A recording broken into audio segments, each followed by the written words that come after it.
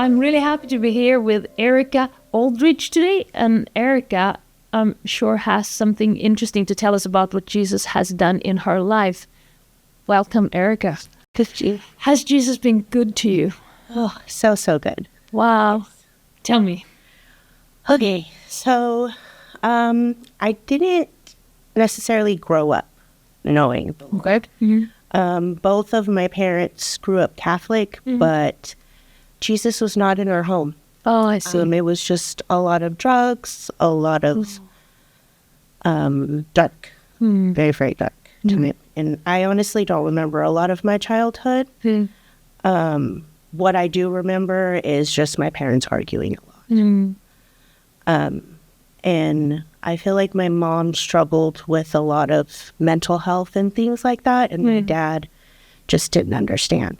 And add drugs and alcohol to that, and it's just becomes a toxic mix. Very, very toxic. And in the midst of that was little you, yes. A little girl growing up. It's just me and my brother. We're 5 years apart. And one of my earliest memories is we're in the living room, and I remember being hungry. And my dad comes home from work, and he's like, "Where's your mom?" And I'm like, "She's in the room," and she was locked in there for who knows how long. And that was kind of how my childhood was. Yes. My parents not really being present, especially my mom. She just wasn't the mother that I think we needed. No, I She understand. was very, very caught up in her own issues and drugs. And that was pretty much my whole childhood. Yes. My parents divorced when I was around 13, but in my youth years is when we started going to church. Okay. Yes. Well, who did you live with? Or did you go with your mom or your dad after the divorce? Before they got a divorce is when we were Oh, going yeah, to okay, church. Yeah. yes. And that's where I fell in love with worship music. Ah. And I knew that God was something that I needed in my life, but I didn't go looking for him until well after that. No, but you got a little foretaste. I did, and I was baptized, but I feel like I didn't feel... you didn't really meet Jesus? Yes, not at all. Oh, I Not see. At the time. But I did love going to church, and it was a good time. But my dad didn't understand the serving side of things. He worked on cars my whole life. Okay. So if him and my mom weren't arguing and he wasn't working, he was in the garage working on some cars. And so that's where I spent a lot of my time with him. And so when we were going to church, they wanted him to kind of like be the church mechanic and help out the members in the church in fixing cars. And he didn't mind doing it. No.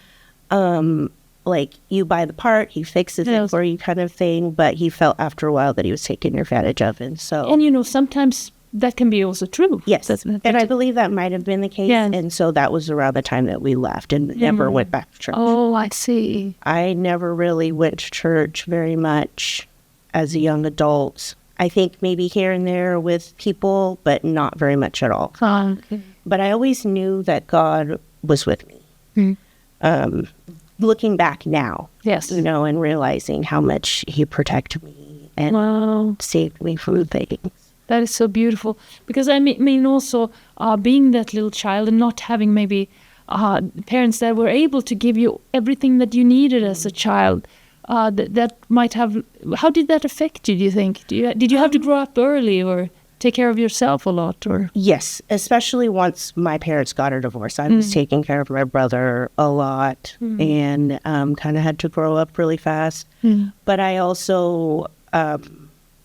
started drinking, I would say around 16, not heavily or anything like that, but just to kind of numb things, I guess. I feel like I didn't feel the love that I should have through my younger years of life. Yes. And so I was kind of searching for that, I guess, in a way. And so when my parents did divorce, my mom just kind of left. And I didn't really see her very often. And then when we would go and see her, we just didn't really want to spend time with her because she wasn't trying to spend time with us. No, I understand. She had always been in her addiction of some sort, whether it was drinking or anything like that, which eventually led her to where she is now. And that she prioritized that before you. Oh, yes. And I mean, probably that was something, like self-medication or something. Right. I mean, she probably did want to love you, but she didn't have the capacity. That she didn't love me. No. She always told us that she loved us. Always. I felt more love from her than my dad, if that makes sense. Even though I spent more time with my dad, I still didn't feel that emotional love or connection with him. But also at the same time, I was a daddy's girl because I spent so much time with him in the garage and things like that. Maybe you were looking for his love and you desperately wanted it. Right, but I just didn't feel it. No, I understand. Yeah. And then you started to look for those emotional needs to be met somewhere else. Where did that lead you? Where did you look for it? You said alcohol first, or a boy? Yes.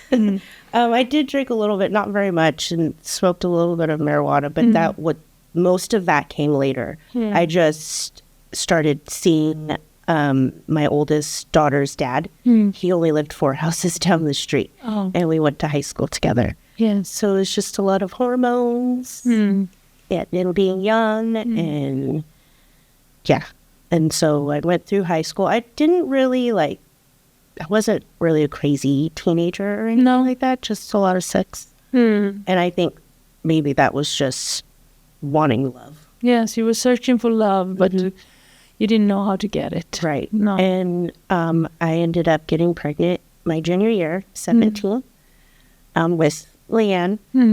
And I knew that I had to finish high school. Yes. I didn't want to be like all those other teen moms who get pregnant and drop out.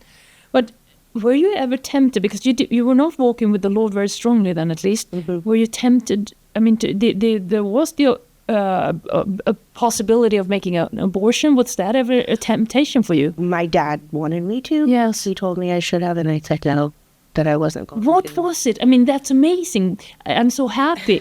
But what was it that made you realize that you wanted to keep them? My mom had quite a few. She had one before me. Yeah. And then she had one in between me and my brother. Oh. And even at that age, I knew that I could not do that to my baby. Wow. So, yeah. That was probably God working on you. I believe so. Yeah. I do. Yeah. I knew that I wasn't in love with her dad, but we did stay together for the remainder of high school. Until she was about 2. I didn't have any help with her. In her first 6 months, 8 months or so, I did doing it all by myself. How did you know what to do? Didn't. You improvised. I just figured it out for a little while. But his mom was a big influence in my life. She's really the one that taught me how to be a mom. Wow. Yeah, she was an amazing woman. God bless her. She passed away from a heart attack when Leanne was about 2 or 3. Oh. And that was very, very hard on her dad. Yes. And things changed a lot for him, and that is when we separated. And I was living with him for a while, getting help.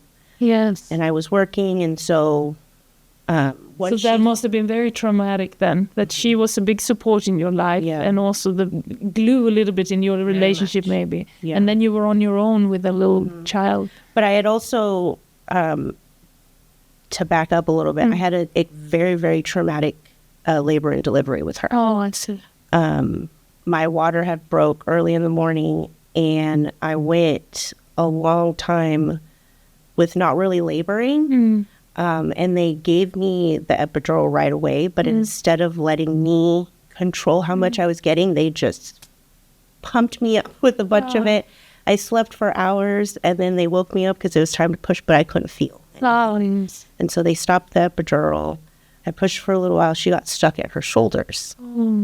And obviously, being that young, it was very, very scary. Yeah. So they rushed me to the OR to do an emergency C-section. Yeah. And when they had stopped the epidural, I started losing that numbness. And so I could feel when they started to cut and Oh, to that's take so her out. terrible. Yeah, so I freaked out and they put me out. And I wake up hours later in what looks like a storage closet. Oh, And I was so upset because when a baby's born, they're supposed to immediately be with their mother. Yes. And she wasn't. And so I know that affected our bond till this day. Like, our bond isn't what I wish it would be. And I know that it was a combination of her delivery and then me being in such a dark place after that trauma and just not knowing what to do and being a mom. Yeah, so you were off for a really hard start as being a mom. Yeah, it was rough. So how did you manage, I mean, after you separated from her father and... I moved back in with my dad. Yeah. And he immediately took me to court. Oh. And he wasn't... I think his mom passing and us not being together was just not what he wanted at all.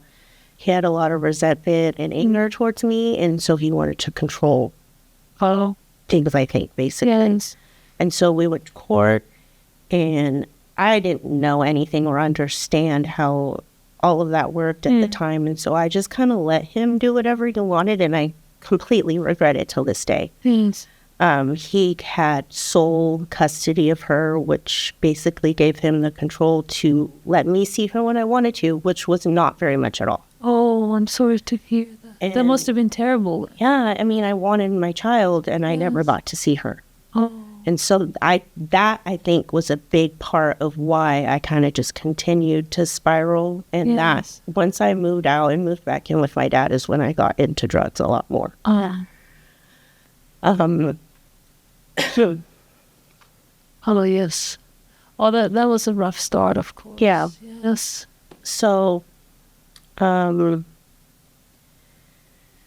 back in with my dad, and I didn't want anything to do with men.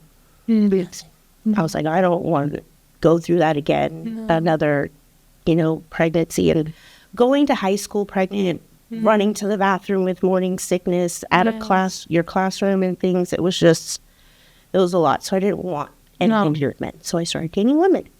And I had a gay best friend that we stayed friends with out of high school. And so we would go to clubs, and they would underage drinking, and he would be seeing the guys that would work there, and so we would get in without being carded.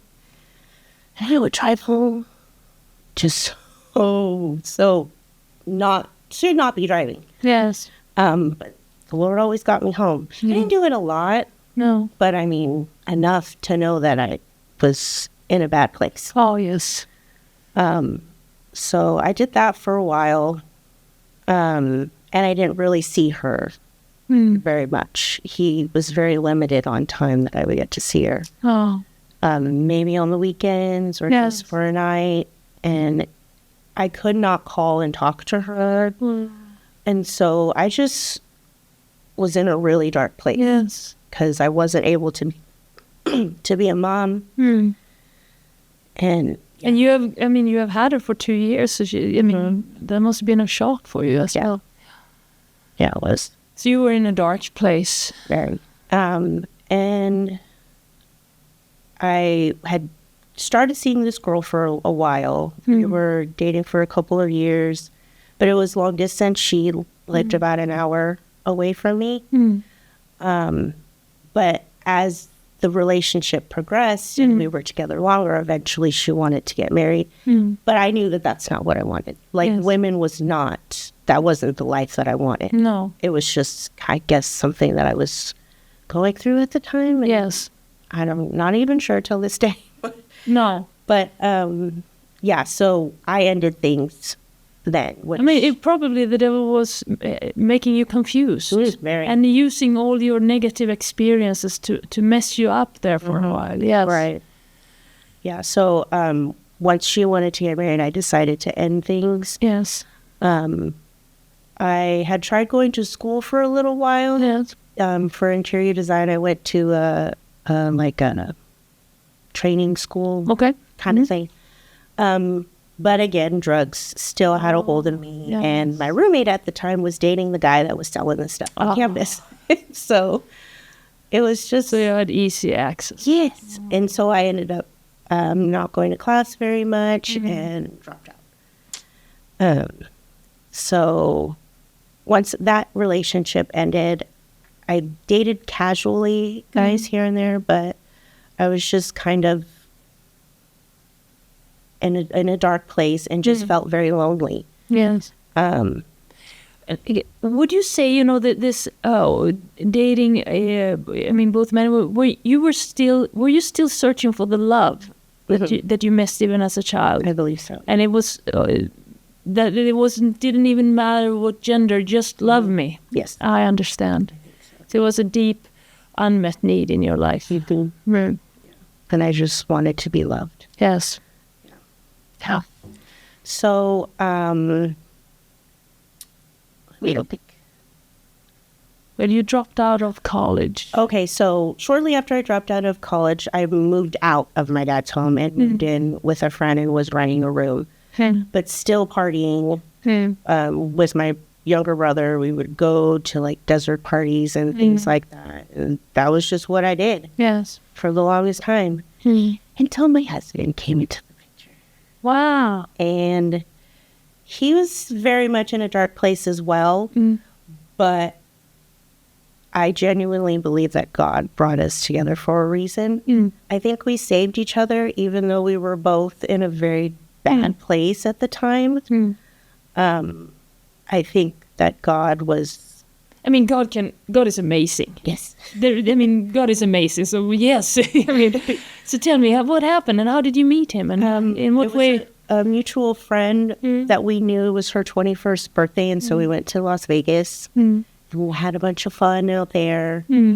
But he was very deep in his addiction. He has been alcoholic for a very long time, up until the last 4 years. Wow. But so we didn't really talk very much, but I knew that I wanted to get to know him. And I was just determined. And so later on, like, we didn't even really talk while we were out there. He was just kind of wandering off doing his own thing. So later on, I had run into his brother pretty frequently. And so I was like, hey, give your brother my number. And the rest was history. We were inseparable after that. Wow. I think I moved in after 6 months, but we were both still in a very, very bad place. He has a whole story of his own. Oh, no, yes. I hope someday he will share it. But so everything that he had gone through, he had kind of carried into our relationship. Oh, I see. And I think I kind of did the same. You came with a lot of baggage, both of you. Yes. And so we went a good 7 years just doing drugs together, drinking together. Oh, being crazy, pretty much. He eventually got in trouble and went to jail, and that was so hard for me. Like, he was the love of my life. He is the love of my life. Yes. And so to not have that was really, really hard for me. I obviously went to go and visit him, like, as much as I could, but it still was hard. And so at one time, I went and hung out with some friends, got a bottle of vodka, and a guy that I thought was my friend ended up sexually assaulting me. And so that just put me even deeper into this whole really despair. Yes. I mean, we were just dating at the time, and he was in jail, but I beat myself up for it for the longest time. Like, I blamed myself. Oh, yeah, for him getting incarcerated. Or for me getting sexually assaulted. Oh, okay, I see. Yes, I see. I just thought it was all my fault because I put myself in that situation. Oh. And so, yeah, that was really a really, really hard time. Yes. And like many women tend to do, take the blame for that. Right. Yeah. Okay, so you were really dark situation. Yes. So just kind of a lot of all of that until he got out of jail. And about 6 or 7 months after he got out is when I got pregnant with Layla. And we were together for, I think, 8 years. So I found it so funny that we went so long without having a baby. Yes. But I mean, God does what he does for a reason. Yes. So when I had heard that was when, I was like, okay, I'm done. And I stopped pretty much everything. Oh, wow. I did stop everything. But he obviously couldn't. And so then it was a lot of us arguing because obviously I wanted him to get sober and be sober for our family. Yes. And he didn't want nothing to do with it. He was still stuck in it. And so there was a lot of him, like a lot of verbal and mental abuse, and then me reacting. So the reactive abuse. And it was just back and forth for so long. Pretty much since we moved here. I had London. Layla was 5 when I had London. But it was still a lot of me fighting with him to get sober. No. And I had... And at this point, you're still not turned to the Lord. You were still doing everything in your own, Yes. Of course, God helped you, even though you didn't know it. But yeah, at the time, I was like, I'm going to fix him. yes. I'm going to help him get sober. I'm going to be the one to save him. And we're going to have this happy family. No. Like, very quickly, once I started to draw closer to the Lord, he helped me to realize that I am not the one that's going to do it. No. Um, So, and how did you get closer? How did you get back to Jesus? How did it happen? when we came to Texas. Okay, you came to Texas, and Yeah, there wasn't, where we lived in California, just that state in general, there just wasn't churches. No. At least that I felt drawn to. So when we came to Texas, I very much felt the Lord. Like this, it just felt different here. And when we first, well, let me back up a little bit. When my husband got the job offer to come out here, he was like, "What do you think about Texas?" And I was like, "Texas? What? No way."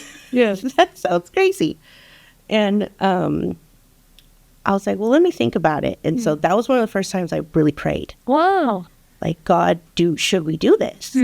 But I knew that I didn't want to stay there and keep living that life. No. And I felt like we were never going to get out of it. We were struggling. We owned our own business for a while. Yeah. We had decided when I got pregnant with Layla that I was going to stay home and be a stay-at-home mom. And so he started his own company repairing veterinary medical equipment, and I helped him with like the invoices and things like that. And we did that for a while up until we had decided to come here because we were just barely making it, like pulling change out of the couch cushions kind of thing. oh yeah, So I was like, well, it's got to be better than this. yeah. What can we lose? Right. But it kind of only got worse with my husband drinking. It was the tail end of things. And so he was just spiraling. And a lot happened. During that time, he had an affair and went to jail a couple more times. Oh. And in Texas, they have like 0 tolerance. Yeah. So when they saw his record from where we came from and added what he had done here, he ended up doing like a year. Oh, and then So- there you were again. So we are here in Texas, and I know nobody. Yes. Thankfully, I had my dad. He had moved us out here. My dad saved us from a lot of things Oh, and helped us so much. well, So much. I'm thankful now that he's able to enjoy his retirement. We don't need his help anymore. wow. So he was here with me. He had his RV parked in the driveway. We stayed with him in the RV for about a month before we even found a house out here. Wow. So all of us. Yes. It was just me, the 2 girls, and Mark and I, and my dad. But it was still It's still a lot in a that lot. movie.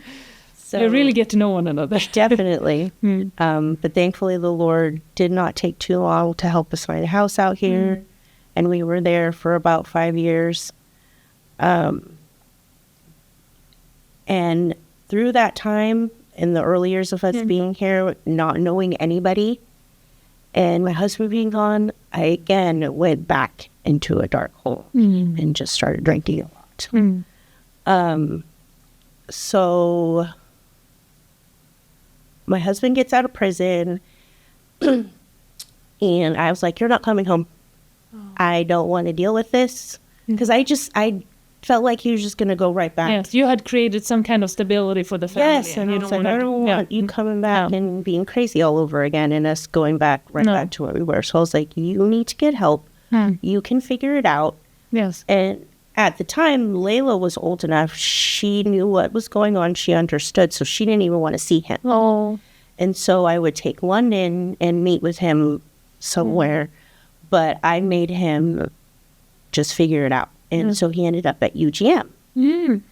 And that's where he met Freya. Oh, wow. And that is really where the Lord just like started working double time for us. That's beautiful. And it was just so amazing how things just fell into place. I instantly had a family. Yes. Joining Mercy Heart. Wow. So you joined Mercy Heart. Mm-hmm. You went first. Your husband went there, and then you joined him at this outreach, and then Mercy Heart. Mm-hmm. And how long did it take for you to realize that? I mean, Jesus was the answer to your problems. Oh, almost immediately. Our first few services here, I knew that this was all God, and that Capstone was our home. Wow. And I actually saw Capstone in the church when we drove into Texas when we first moved here. Oh. We came down 820 and I was like, wow, that church is so pretty. I was like, maybe we'll go there one day. Not even knowing that. Wow, one day you would end up there. God is so good. He sure is. So, it took you a few times, and then you got convicted that this was for you. Yes. That Jesus was for you. Yes. Yeah, he was what you've been longing for. Mm-hmm. Yeah. It took me a little while to get baptized, but once I did that, I was just on fire. And Mark still struggled a little bit, but he wasn't a believer at all. Okay. He didn't know the Lord or anything like that. And so God actually met him in jail cell here in Texas. Wow. Yeah. And he had his own little encounter, which, again, I'd rather him tell the story. Yes, of course. But I like the sneak peek, wow. So when that happened, that was in TDC, I believe, when he was in county before he went to prison. But when he came out, he knew, like, he was going to make some changes. Wow. And that God was going to be the one to do it. Yes. And how long ago is that? We moved out here in 2018. And so a lot of that happened the first, I would say, 3 or 4 years that we were here. All of the craziness and stuff like that.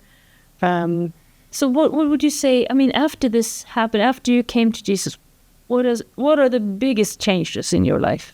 My husband's sobriety and him drawing closer to God and wanting to know him. Yes. And me seeing God changing him for the better and removing things that he had from his addiction, like the negative thinking and ugly talking, and just all of the bad things that come with it. Yes. Like those habits, I feel like kind of stuck with him a little bit. But God's taken them away. That's beautiful. I mean, it's definitely, we're both still God's working on us. Yes, of course. We're all works in progress. But in your life, what would you say, how did it change for you? I mean, there was a reason that you turned to drugs and alcohol. Has Jesus been able to meet some of those needs for you? I learned that Jesus is the one that's going to give me the love that I need. And I'm very much an affectionate person, and so it took me a little while to accept that was the love that I needed. Yes. And I didn't necessarily need affection from anybody. No. And I've been able to just heal just through Jesus loving me. Oh, that's so beautiful. Yeah. That was what you needed all along. Yes. And you were looking for it in the wrong places. But it is also, I mean, when you've been telling your story, it seems like, I mean, God has, kept his hand on you ever since you were little. Even though you didn't know him, he knew you, and he planted people there. Even how your father was able to help you in crucial situations, and how he brought you and your husband together. And it looked dark to start with, but God has been in those details, slowly pulling you towards himself and his love. Yeah. That's a beautiful story. And your girls, how are they doing? They're doing amazing. I think there's so many reasons why God brought us to Texas. The schools where we came from weren't that great. Okay. And Layla has, she had a speech delay and some learning disabilities. And so when we left California, she was in pre-K, but she didn't even know how to write her name. And so going into kindergarten, I at least showed her how to do that. But she's thrived ever since we've been here. Beautiful. And she's doing so amazing. And we had Levi the day that my husband got out of prison. Wow. that day he was conceived.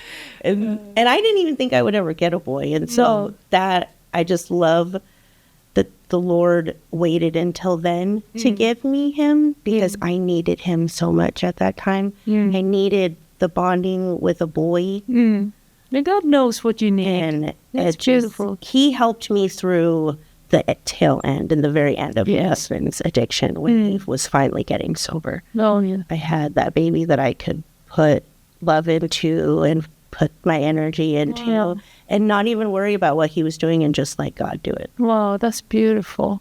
And you telling that your oldest daughter and her father, that the relationship was strained for a while. Yes, a very long time. What has happened there? Is there any? They didn't reconnect until she got married.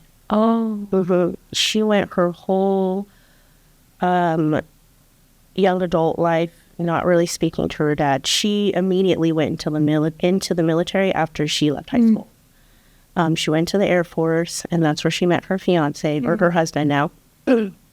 And they fell in love on deployment, and I know for a fact that the Lord put him in her life. Wow. I'm very thankful, because I was so adamant about graduating high school when I had her, and her not getting pregnant as a teenager. And so for those things to have come full circle, and her being married and having a baby, like, thank you, Jesus. Oh, God. The cycle broke. Yes. Wow, that's amazing. Yes. Yeah, it doesn't have to. The bad thing doesn't have to continue, because Jesus can make all the difference, and he has made all the difference. Yes. And that is such a beautiful testimony. Thank you, and thank you, Jesus, for everything you've done in Erica's life. And thank you for sharing. Yes. God bless you. I'm glad I was able to do this. Thank you very much.